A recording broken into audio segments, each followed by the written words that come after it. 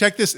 So check this last little paragraph out. So given all that, even if a non-Trinitarian Hebrew roots leader wanted to go to conservative seminary, could they even get admitted? The answer is probably not. They shouldn't be a teacher.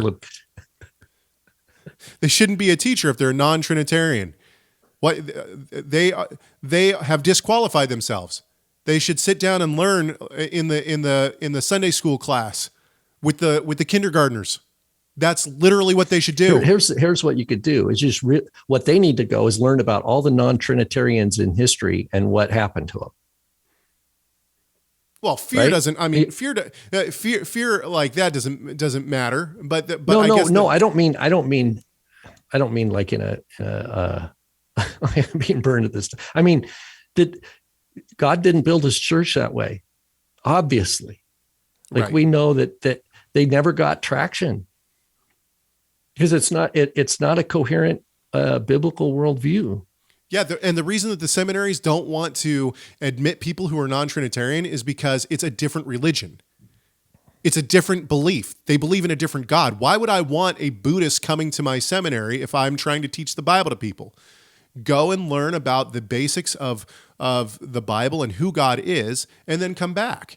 I'm not going to train somebody who doesn't believe in the foundational basic belief, right? To try, because what's going to happen? They're going to get an education. They're going to go poison the flock even more. Right. The greatest commandment is not hate on the church. The greatest commandment is not be angry and go fight against the church because the church lied to you. That's not the greatest commandment. The greatest commandment, Yeshua teaches us what that is. And so if the tip of your spear is the church lies, then you're like in kindergarten when it comes to learning the Torah. If the tip of your spear is how the church lies, then you're going to die on the wrong battlefield. Yes. You're going to die on a field where there's no action. Yep. I completely agree with that. Let's go to his third point. We have a couple minutes left. There are some very sincere persons who believe in salvation by grace alone through faith in the work of Yeshua on the cross, who have a hard time reconciling monotheism with Trinitarianism. They haven't understood the gospel. I'm talking about people who are spirit-filled. You cannot be spirit-filled and reject who God is. You cannot have the Spirit of Christ and reject Christ. No doubt. Yeah, it's like... That just because a person is a nice person doesn't mean that they're spirit-filled. You know what? Some of the nicest people that I have met, this is not a joke, some of the nicest people that I've met and some of the most religious people and sincere about their faith people that I have met are Buddhists. They're Buddhists. They reject God. They reject the God of the Bible. They have a completely different system of religion. Are these people filled with the Holy Spirit? No, of course not.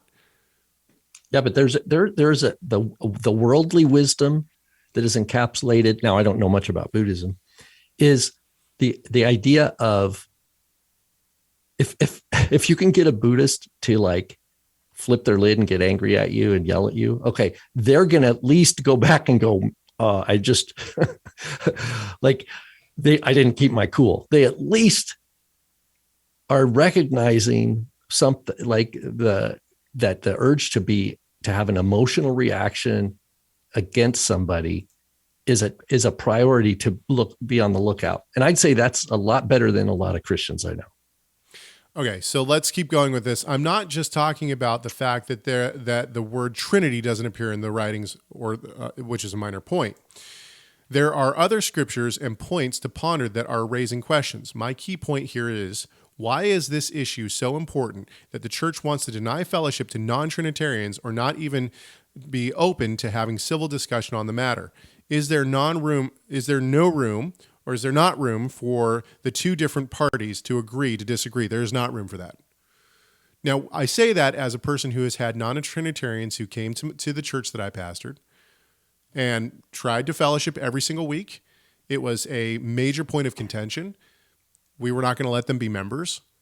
I wasn't going to tell them they couldn't hear the gospel. I wasn't going to tell them that they couldn't come into the church.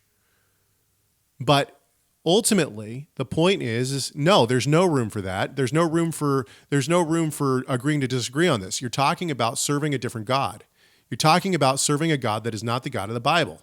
You think it's the God of the Bible, but it's not.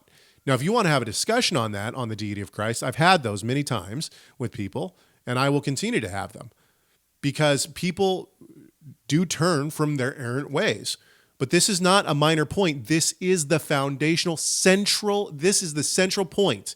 This is the reason that the Jews reject Christianity. It's the reason that so many people throughout history have rejected Christianity. Is not because of some moral system or not because of hypocrisy in the church. It is because people have rested their faith in the fact that Christ is God in the flesh. That is the center point of our faith. If you deny that, then we have two different faiths. That's the point.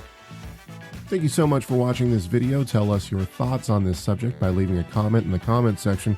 Make sure you like, share, subscribe, and enable those notifications. And we'll see you in the next video.